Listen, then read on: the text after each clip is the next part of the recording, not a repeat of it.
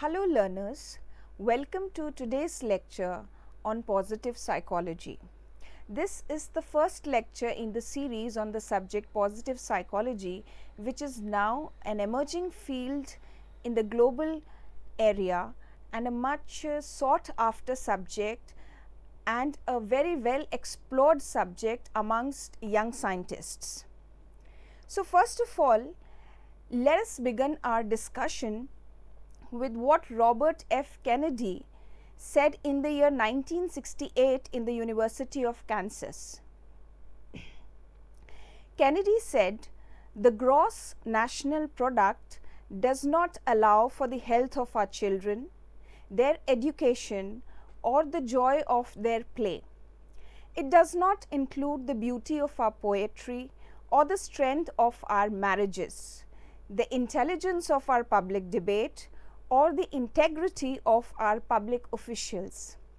It measures neither wit nor courage, neither our wisdom nor our teaching, neither our compassion nor our devotion to our country.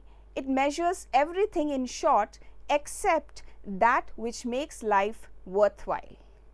These words of Robert F. Kennedy are very significant in beginning our understanding of what positive psychology is all about, or what was the need to come up with a subject which is called positive psychology. Kennedy clearly states that the progression of nations all around the world was considered in ways which were really not significant when we talked about what made people's lives worthwhile. It was considered in terms of products or money making, but not in terms of health, compassion, joy, intimacy, courage, wit, devotion to nation, etc. So positive psychology is a subject which shall be talking about all these facets and aspects of the human existence, how they can be measured, how they can be developed, how they can be enhanced, and how they contribute overall in the well-being of individuals, in how they contribute towards optimizing life in general. From illness to strengths model. Leitner Whitmer established clinical psychology when he established the first psychological clinic at the University of Pennsylvania in 1896, Reisman 1991. Whitmer and other pioneering clinical psychologists focused their work on helping young children who were having academic or learning difficulties rather than patients with mental disorders. So, here we are beginning our understanding of the history of emergence of positive psychology. So, we are going back a little to the time when positive psychology really did not exist. There was a time when clinical psychology was all around, and now we are trying to understand how clinical psychology came about, what happened in its beginning, what factors made the emergence of clinical psychology, because when we understand the area of focus of clinical psychology, we will be able to understand in stark contrast, the focus of area of positive psychology. So, Whitmer and other pioneering clinical psychologists focused their work on helping young children who were having academic or learning difficulties. So, here also Whitmer and his associates were working not on patients with the mental disorders, rather they were working on children having learning problems. So, rather than being inspired by the psychoanalytic model which emphasized on psychopathology, they were more influenced by the psychometric theory and its emphasis on precise measurement. So, now we need to understand these two broad areas. There is one which focuses on psychopathology and is inspired by the psychodynamic approach of Freud and others. There is this other area which is the psychometric, which focuses upon measurement of human behavioral dynamics. So, when the psychometrics focuses upon the measurement of intelligence and other behavioral avenues, so other behavioral aspects. So, initially clinical psychologists focused upon the psychometric theory rather than the psychodynamic theory. But after Freud's 1909 visit to Clark University, clinical psychology and psychiatry were quickly dominated by psychoanalysis and its offshoots. So, now when Freud visited Clark University in 1909, things started changing, and from the psychometric approach, the clinical psychologists gradually moved towards the psychoanalytic inspired psychopathological approach to dealing with patients. Clinical psychologists were prompted by other advancements to focus on psychopathology and see people from the perspective of an illness. First, despite receiving their academic study in universities, clinical psychologists received the majority of their practitioner training in psychiatric clinics and hospitals. So, we see that from the psychometric we have moved to the psychoanalytic, and there are other factors which are contributing to the emergence of this psychoanalytic approach, and the first of the factors being that the training of the clinical psychologists always took place in hospitals and clinics. Secondly, when they worked in hospitals, they were predominantly, they served as psychodiagnosticians under the supervision of psychiatrists. So, this is the first factor, their training. Secondly, after World War II, the Veterans Administration was established, and it became easier for clinical psychologists to earn their living treating mental illnesses. We all know who have been students of psychology that after World War II, a large number of mental illnesses were seen, and also there was an understanding developing with regard to these mental illnesses, and efforts were made for developing a system for helping out people with mental illnesses. So, in this sequence the Veterans Administration was established, and in this way the clinical psychologists got a promotion that they could earn their living by treating mental illnesses in people. Also, the NIMH, National Institute of Mental Health, was established, and it gave grants to academic psychologists. So, all these three factors together contributed to the emergence of the illness model in clinical psychology. Now, let us talk about the emergence of positive psychology, and let us begin with asking a few questions. What is wrong with people? Now, this was a question for which probably the clinical psychologists were making all their efforts. If anyone came to them, their focus was to find out what was wrong with people, but now they wanted to make a shift to what was right about people.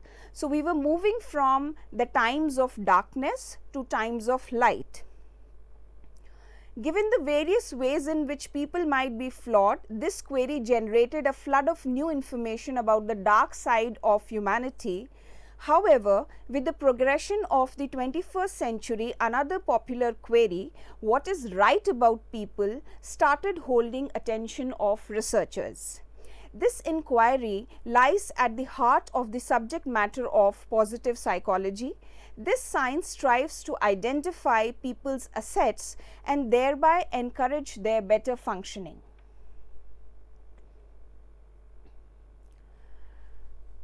Now, let us take up the speech of Martin E.P. Seligman, who is considered to be the founder of positive psychology. And this is a very, very popular write-up or speech which Seligman put up, and it takes us through the journey of the emergence of positive psychology, the need for it, and it focuses upon building human strengths. Now, before World War II, now this is what I am reading from what Seligman has told us. Before World War II, psychology had three missions: curing mental illness, making the lives of all people more fulfilling, and identifying and nurturing high talent.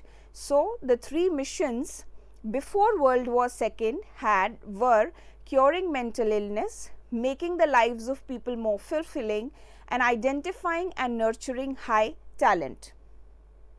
After the war, two events changed the face of psychology. In 1946, the Veterans Administration was created, and practicing psychologists found that they could make a living treating mental illness, as we have already discussed. In 1947, the NIMH was created, and grants were given to academic psychologists. So, we understand that before the war the picture was different, the mission was different, but after the war the mission became more contracted, I would say. As a result, huge strides in the understanding of therapy and mental illness were made.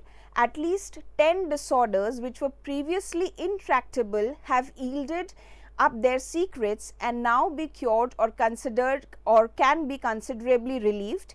Even better, millions of people have had their troubles relieved by psychologists. So, Seligman is talking about the positive aspects of the post-war change. He is saying that because the focus was pathology, we have been able to yield a great amount of information about quite a few disorders, maybe 10 in number, and we have also learned to provide therapy to such patients. However, the downside was that the other two fundamental missions of psychology, which were making the lives of all people better and nurturing genius, were all forgotten. We became a victimology.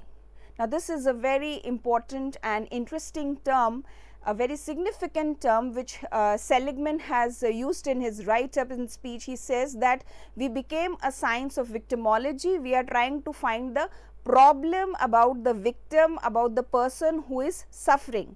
Human beings were seen as passive foci. Stimuli came on and elicited responses, or external reinforcements weakened or strengthened responses, or conflicts from childhood pushed the human being around. Viewing the human being as essentially passive, psychologists treated mental illness within a theoretical framework of repairing damaged habits, damaged drives, damaged childhoods and damaged brains. So, Seligman very well puts forth the ideas that how clinical psychology was all about the victimology, about treating people who were victims of their circumstances and who did not have much in their power to change their circumstances, and the mental health expert was there to help them come out of these situations. Seligman further on states that 50 years later, I want to remind our field that it has been sidetracked. So, 50 years later, Seligman is trying to bring people's attention to the fact that maybe we have forgotten our goal, our destination, where we should be heading. We are sidetracked. Psychology is not just the study of weakness and damage, it is also the study of strength and virtue. So, this one line contains the whole essence of our subject, dear students, which is that psychology is not a study of damage only, rather also a study of strength and virtue, and this is what we shall be focusing upon in the upcoming lectures. Treatment is not just fixing what is broken, it is nurturing what is best within ourselves. So, it is not only about something getting damaged and then we people making an effort to correct it, rather it is also about nurturing, about developing, about enhancing that which is already very good in people, about optimizing their potentials. Bringing this to the foreground is the work of Presidential Task Force on Prevention, headed by Susan Bennett Johnson and Roger Wiesberg. This task force will take on a number of jobs. Now, Seligman goes on to talk about his plans. It will attempt to identify the best practices in prevention, led by Carol Kampfer, Lizette Peterson and Peter Murer. It will explore creating a new profession, training in prevention and health promotion by setting up conferences on the training of the next generation of prevention psychologists led by Irvin Sandler, Shanna Milstein, Mark Greenberg and Norman Anderson. It will work with Henry Tomes of APA's Public Interest Directorate in the ad campaign to prevent violence in children. It will sponsor a special issue on prevention in the 21st century for the American Psychologist, edited by Mihaly Csikszentmihalyi and led by Camilla Benbow. It will ask what psychology can do to nurture highly talented children. So, Seligman has an elaborate plan which he puts forth. But an underlying question remains, says Seligman. How can we prevent problems like depression, substance abuse, schizophrenia, AIDS or injury in young people who are genetically vulnerable or who live in worlds that nurture these problems? What we have learnt is that pathologizing does not move us closer to the prevention of serious disorders. The major strides in prevention have largely come from building a science focused on systematically promoting the competence of individuals. So, Seligman puts his focus quite clear that we need to systematically promote the competence of individuals rather than working on pathologizing them. We have discovered that there is a set of human strengths that are the most likely buffers against mental illness. Now, this was a great breakthrough even at the level of thought. Seligman talked about certain strengths acting as buffers against the development of mental illness. So, dear students, you can see how we are moving ahead, or rather how we are moving far from the pathological aspect of mental illness or clinical psychology in general. The buffers being courage, optimism, interpersonal skills, work ethics, hope, honesty and perseverance. Much of the task of prevention will be to create a science of human strength whose mission will be to foster these virtues in young people. So, this positive psychology has also been called the science of strengths by Seligman. Further on, 50 years of working in a medical model of personal weakness and on the damaged brain has left the mental health professionals ill-equipped to do effective prevention. So, now he talks about how we have been so consumed by the personal weakness model that we are not well equipped to work on the prevention side. For this purpose, we would need massive research on human strength and virtue, and dear students, this is what is taking a place all around the world. Lots of new researches, lots of new information is coming about around the topics of human strength, virtues and their development. We need practitioners to recognize that much of the best work they do is amplifying their strengths rather than repairing their patients' weaknesses. We need psychologists who work with families, schools, religious communities and corporations to emphasize their primary role of fostering strength. The major psychological theories have changed to bring about a new science of strength and resilience. Individual children are now seen as decision makers with choices, preferences and the possibility of becoming masterful, efficacious or in malignant circumstances helpless and hopeless. Such science and practice will prevent many of the major emotional problems. Such science and practice will prevent many of the major emotional disorders. It will also have two side effects. Given all we are learning about the effects of behavior and of mental well-being on the body, it will make our clients physically healthier. It will also reorient psychology to its two neglected missions, making normal people stronger and more productive, as well as making high human potential actual. So, we see this these visionary thoughts of Martin Seligman, which very well summarize his understanding for the furthering of the field called positive psychology. Now that we have an idea of what the field is about, let us go through a few popular definitions of positive psychology.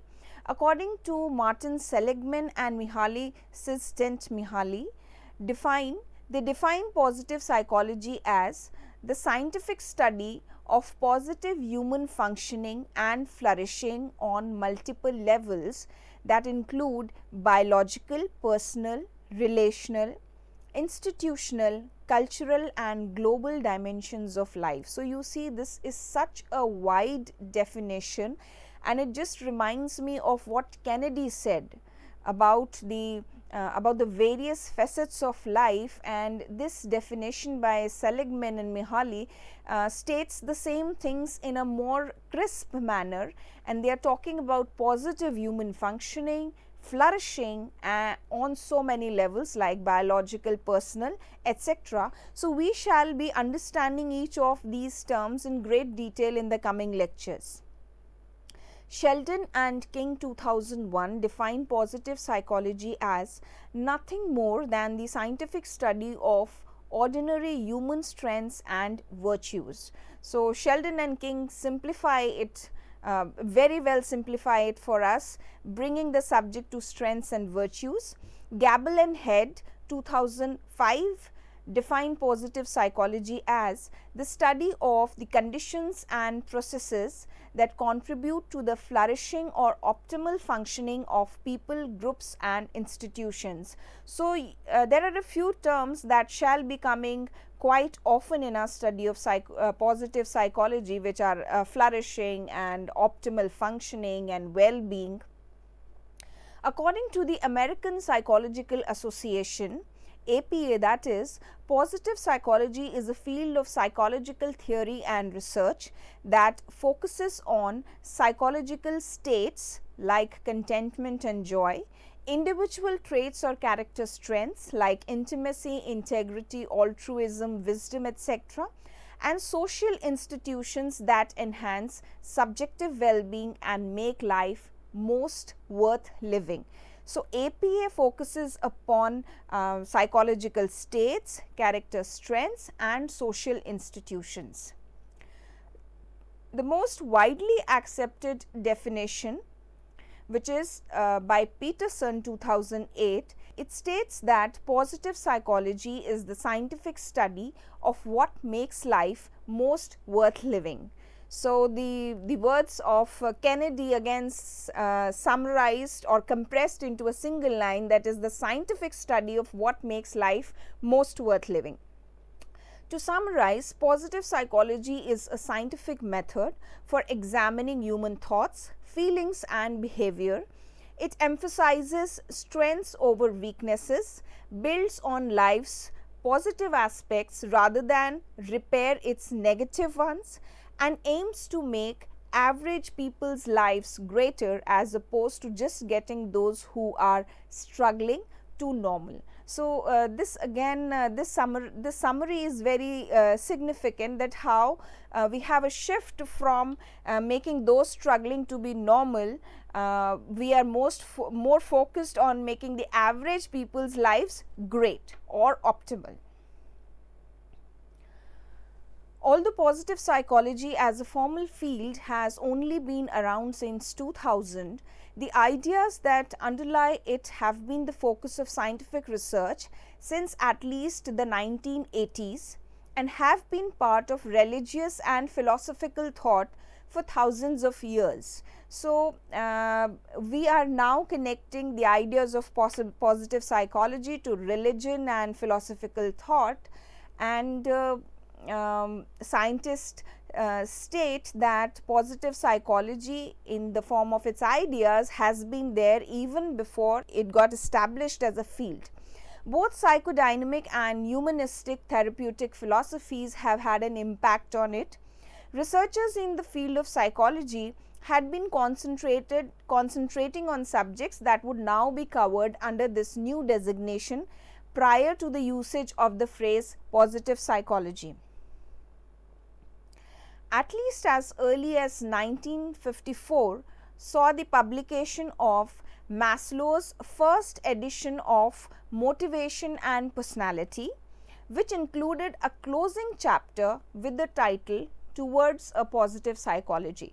So far I have been talking about how Seligman made a contribution in the emergence of this subject. However, it is very interesting to note that in the year 1954, Maslow used the term positive psychology first of all, and he used it in his title, which was Towards a Positive Psychology. There are signs that since the 1950s, psychologists became more concerned with promoting mental wellness than only treating mental disorders.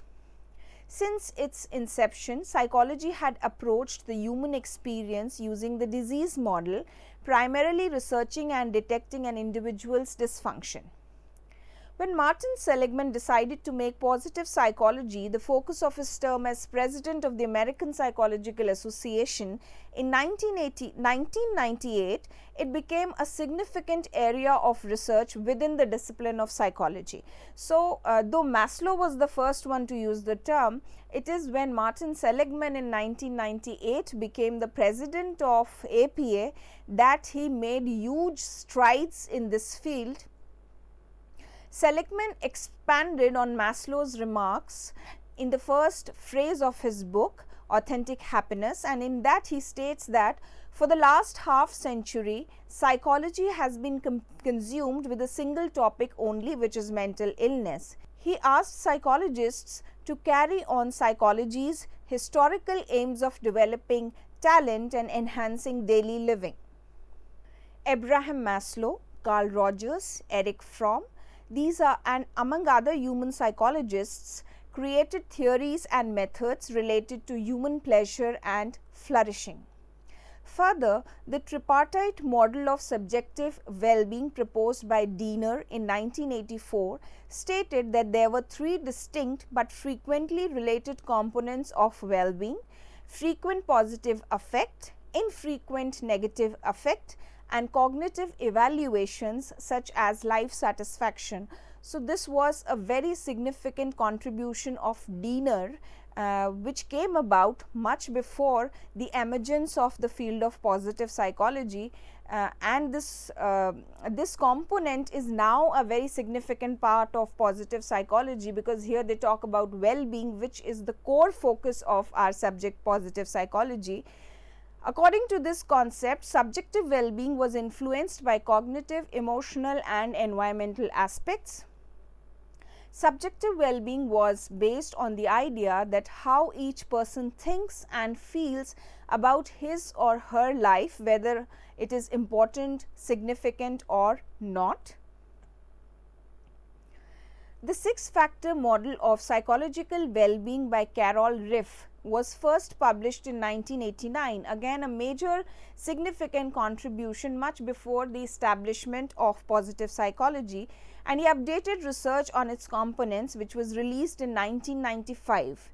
It proposes 6 elements that were essential for well-being: self-acceptance, personal growth, life purpose, environmental mastery, autonomy, good interpersonal relationships. Hedonic, which is subjective or emotional, psychological and social well-being were the 3 components of well-being according to Korekis, who worked with Carol Riff and utilized the term flourishing as a core idea. So, as stated earlier, that well-being and flourishing and optimizing potential, developing the genius and the talent, these are the core areas of focus in positive psychology. And in the past few minutes, we have been talking about the various models which came up as a result of extensive researches carried out by various scientists, researchers in this field, which contributed greatly for the emergence of the subject of positive psychology.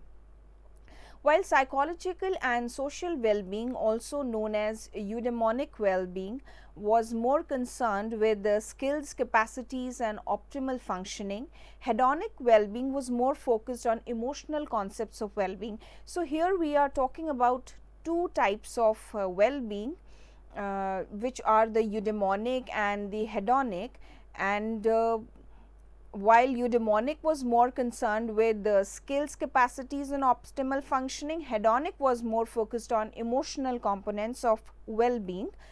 Across cultures, this three-part model of mental health gained a lot of empirical support.